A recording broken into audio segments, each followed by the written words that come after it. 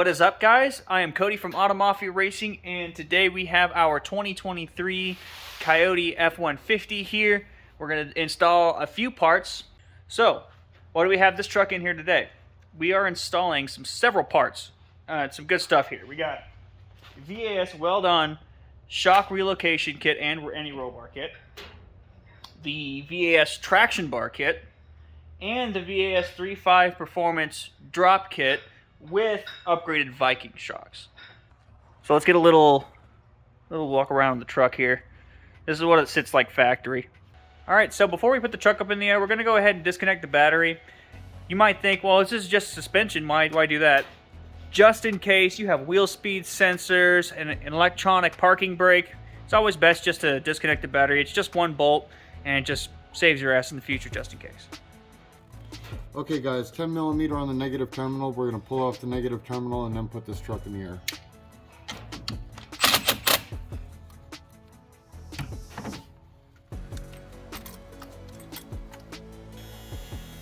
Alright, after the battery's disconnected, the next thing I'm going to do is pop all these center caps off and remove all 4 of the wheels.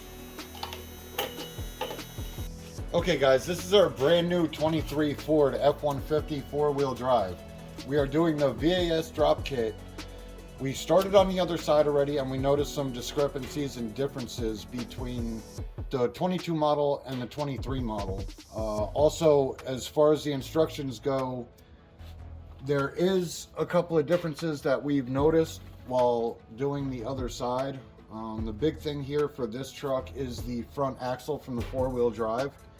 It doesn't give you as much room. Some of the differences that I noticed with this truck is, one, the sway bar link, also the brake line mounts. In the instructions it says use an there's a 10 millimeter here, an 8 millimeter here. This one is actually in a different location. So there are some differences between the 22 and the 23, and the instructions don't reflect that. But being that I did the other side already, I know what I'm going to have to do to go through this side. So follow along, let's get started. Okay guys, this side I'm going to start by removing all of the 18 millimeter nuts that hold the top of the strut in. I'm going to take 2 of them off and leave one a little bit loose just to stop the strut from falling down.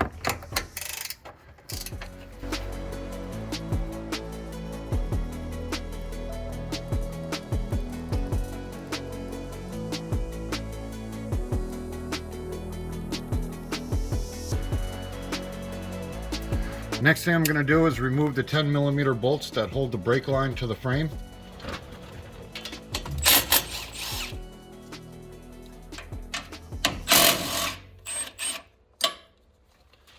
Next thing I'm going to do is loosen up this nut for the upper ball joint on the upper control arm, and loosen up this nut for the sway bar. Okay guys, this was starting to spin when I took it off. There was no way to grab it on the back. So I'm using a T45 Torx and a 21 millimeter ratchet and wrench. Okay guys, I'm going to remove this nut off the upper ball joint. What I need to do is hold this shaft right here with an 8 millimeter, and it's an 18 millimeter nut.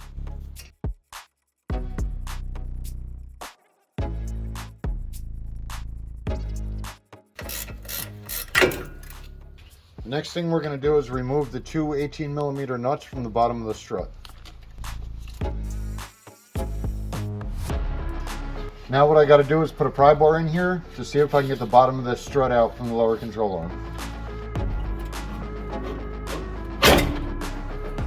Now that it's out on the bottom, we can take the top nut off.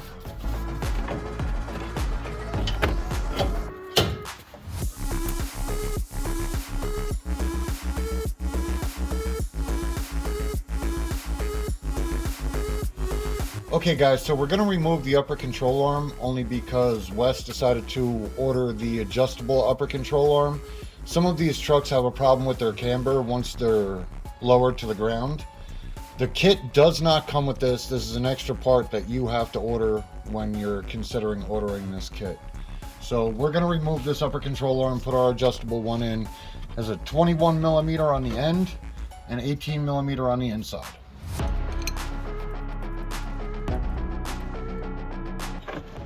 Okay, I do got to remove a harness here.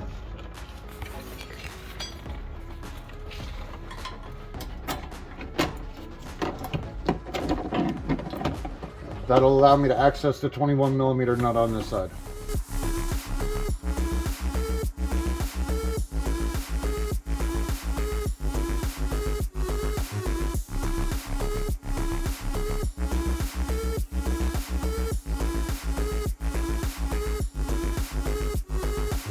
Okay guys, here's another difference and discrepancy in the instructions. The kit for the 23 comes with these 14mm for the upper strut mount, and it comes with 19mm for the lower strut mount. In the instructions it says that these are 3/8 and these are 1/2 inch. You can clearly see it's a lot bigger than 3/8 and 1/2 inch. So it's just a little bit different in the instructions, still basically the same install. So we're going to install this now with the upper control arm out of the way, so it should be easier for us.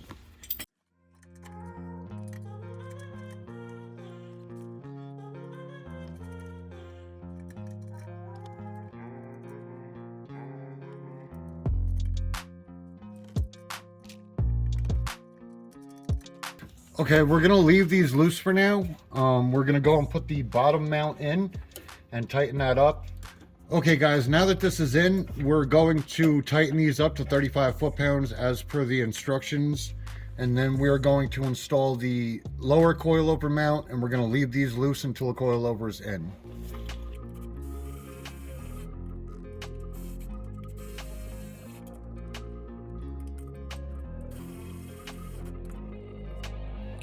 Okay guys, 35 foot-pounds for the top bolts.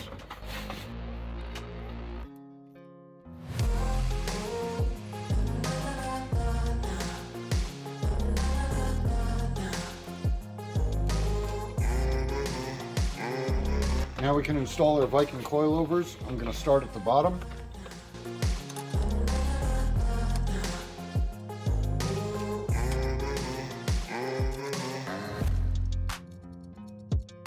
Now I'm going to get a jack and place a jack and a block of wood underneath the lower control arm to raise it up so we can mount the top.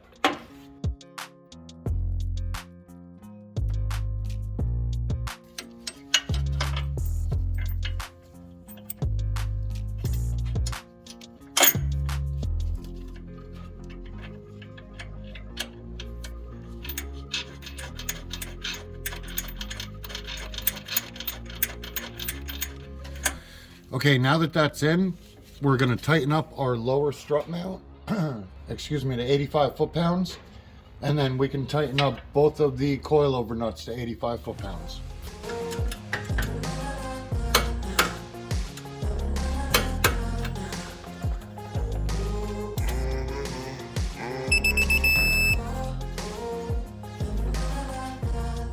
Okay guys, this is our adjustable upper control arm, as you can see by the lock nuts right here.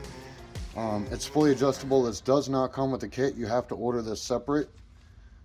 So that's what Wes did for this truck. He ordered this separate, so we have full adjustability. It comes with a crown nut, castle nut. It comes with the cotter pin. And we're going to install this using the factory hardware right now. We got to torque it to 122 foot-pounds.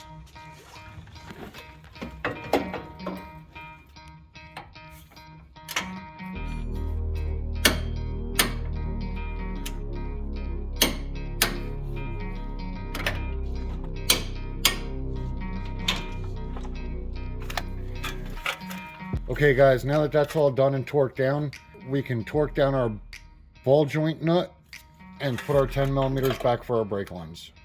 Okay guys, we're going to torque this down to 85 foot-pounds.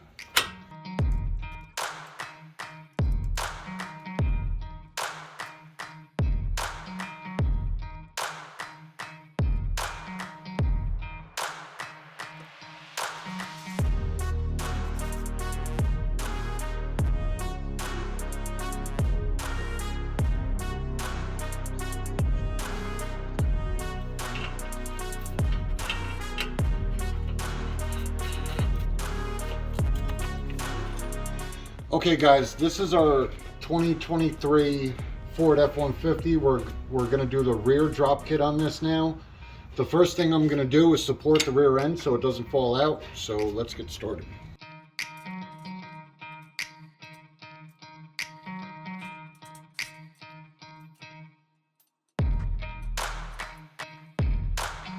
Now that we got the rear end supported, we can start taking off the shocks. It's going to be a 15 millimeter and an 18 millimeter.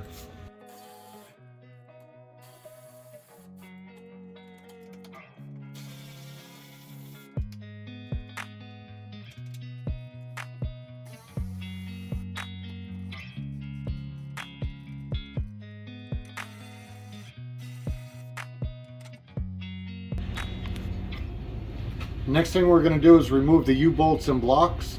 These are 21 millimeter.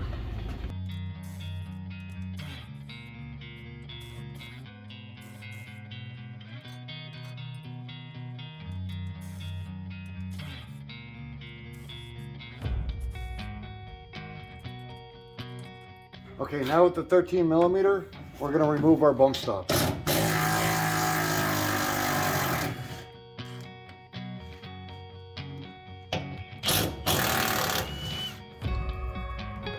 Okay guys, I'm going to let the rear down a little bit to remove these blocks.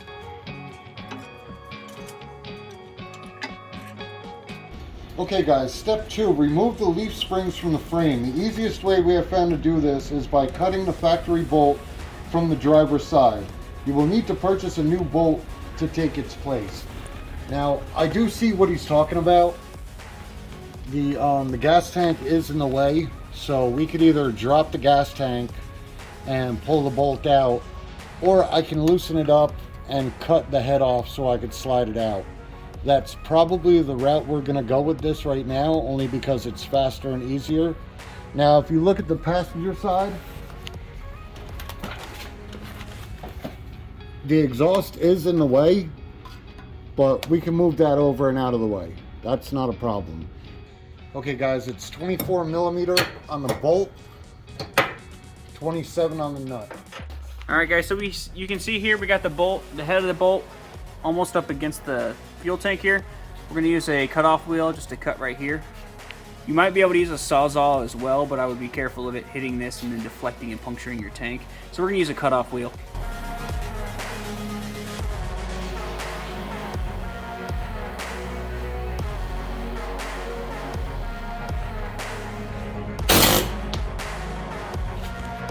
Wow, so there it is.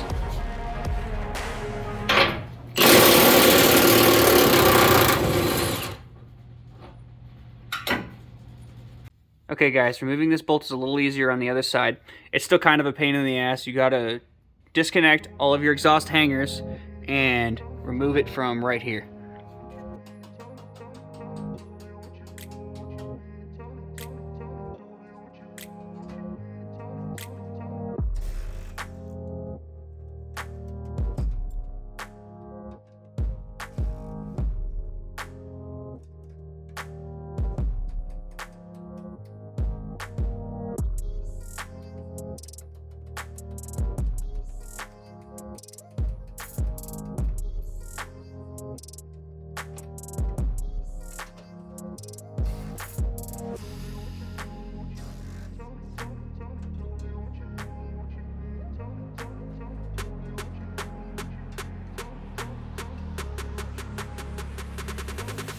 Okay guys, as you can see, we have the leaf spring out of the vehicle and mounted on some jack stands.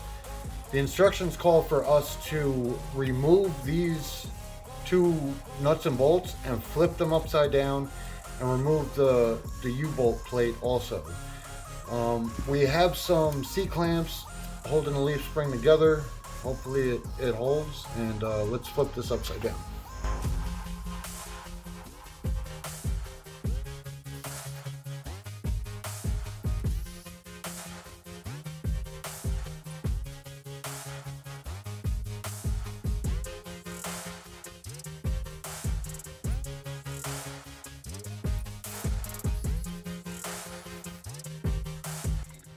Now it's ready to go back in the truck. Okay guys, that's these brackets. They just sit up here like that. All right, guys, so this is everything assembled here. If you just have the street kit, you're not going to have this bracket, you'll have a different bracket, and you're just going to put your new Bilstein shock where your factory shock goes. We have a traction bar kit, so we're going to be installing our traction bar next. We might need to put our factory shock in and let the truck down to put the traction bar in. We'll get to that when we get to it. We're just going to show you tightening everything down and the torque specs. All right, guys, torque specs for everything here. Your front bolt here at the front of your leaf spring is 258 foot-pounds. Your rear shackle, both of these bolts are 173, and your U-bolts are 75.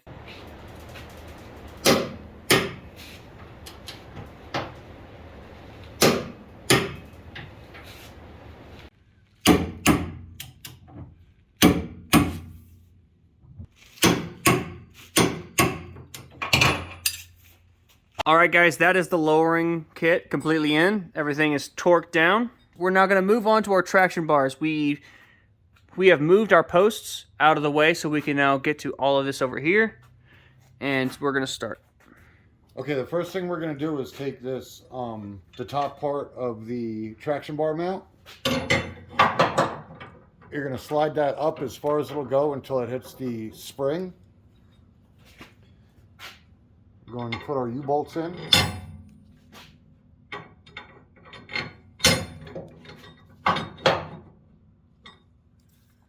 And then you want to make sure that this is facing the front of the truck.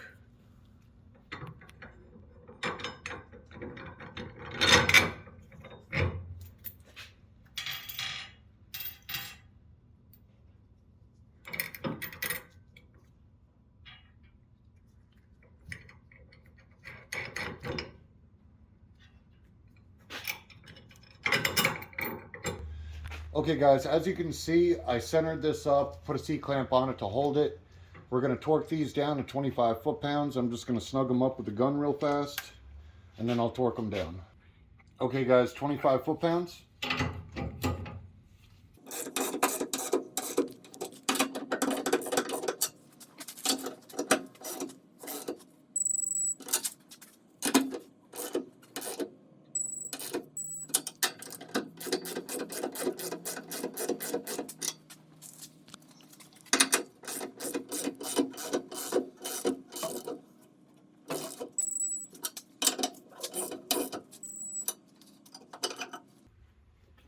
Quick side note, guys. VAS specifically says 25 foot-pounds, and any more could cause these U-bolts to fail. So do not over-tighten them. Okay guys, we're going to put our triangle in. Just be mindful of the spacer that goes in the center. We're going to go through the top hole.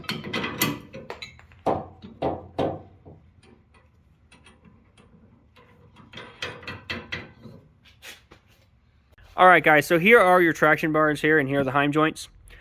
How these go together, basically one side is a reverse thread, and so the best way we can explain it, because the instructions are kind of unclear, or not unclear, but just a little confusing, the blue package or left-hand side will go to the side with a cut in it, and the right-hand side, or just the non-colored package, goes in the side without a cut in it.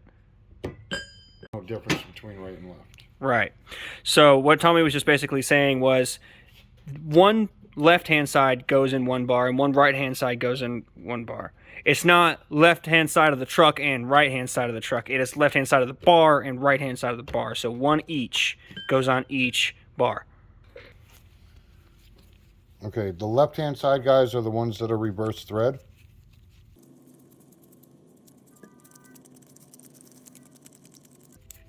And our left hand or reverse thread will go into the side with a notch.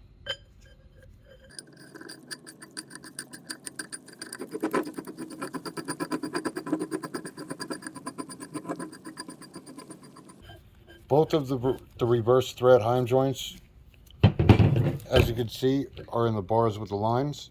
Now we can put our right hand side on the other side. Alright guys, this is what it looks like when it's actually installed. There was no way to get a camera in there when it was on the ground. You have to put these bars on when it is compressed. So here it is fully installed. We have it set against. So here it is installed. We have it set against the leaf spring for a track setting. If we want it for more of a street, you're going to go ahead and adjust this to where your stopper is about 1/4 inch away from the leaf spring, but we have it set for track right now. Okay guys, we're going to be tightening down this, and this to 65 foot-pounds.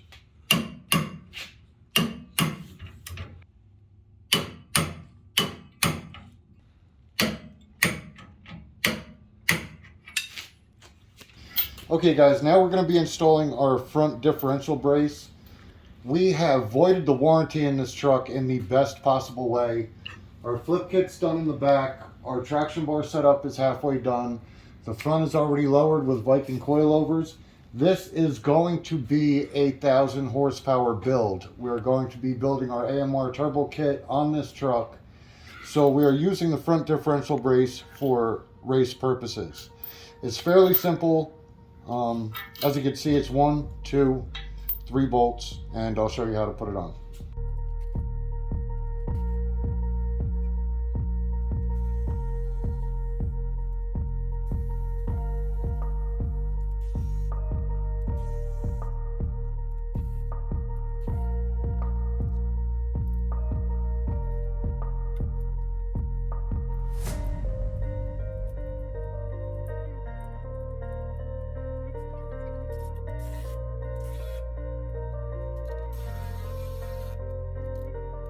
Alright guys, now that we have our front diff brace in, we're going to move right along to our inboard shock mount and rear anti-roll bar. The first thing we're going to do is remove this 10mm bolt from our bracket that bolts the brake lines to the frame.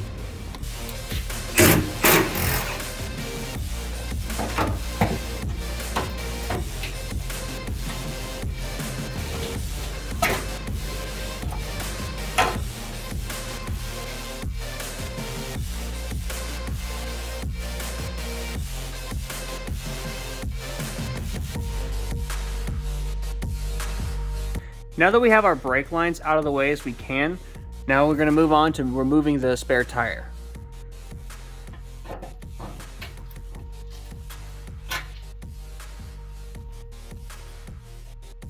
Okay guys, the speed clip that we just removed from the frame, we're going to put in here. Now we're going to test fit our bar.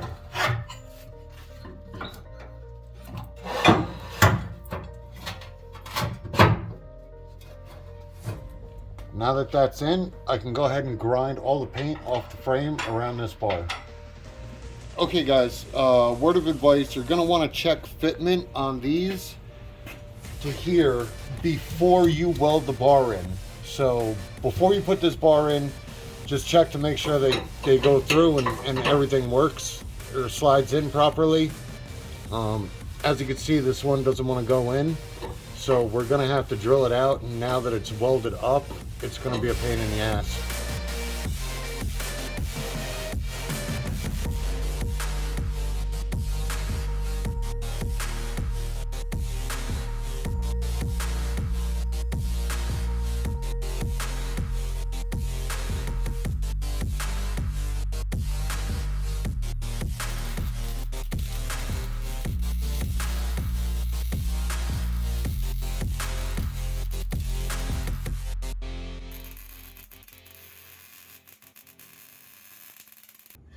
Okay guys, as you can see, we cut the end of the brake bracket off and mounted it to our relocation bracket with the factory 10mm.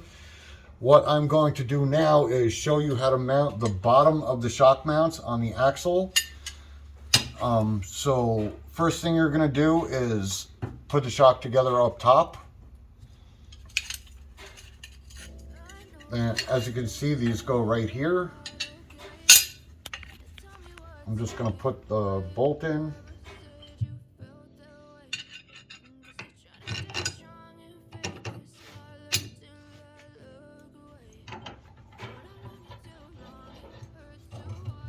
I'm going to tighten this down so it holds and start to mark everything.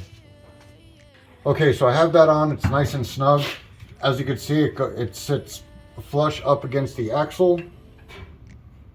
Gonna make sure I'm straight and lined up with the top. I'm just going to mark these with a silver marker so I know where to grind off the factory coating. Now you can see the marks that I made. I'm going to take a grinder and grind off all that coating. Okay, now that all that's grinded down, we can weld our lower shock mounts to our axle. Alright, now that we have our shocks relocated, they're not fully in yet. We're going to go ahead and get everything ready to be welded at once, and then we're going to paint everything at once, and we're going to go back and torque everything down. So we're going to go move ahead right along to our anti-roll bar, starting with our, I'm just going to call them bushings. This bushing goes on the ears already on your shock relocation bar. We're going to put the other one on the other side with the anti-roll bar in between. I'll show you how that works. Now, forewarning, these ears are just welded on, so they might move a little bit during welding. That just happens. So this fitment might be a little tight. You can still get them in though, or you can just drill them out a little bit and they'll go in.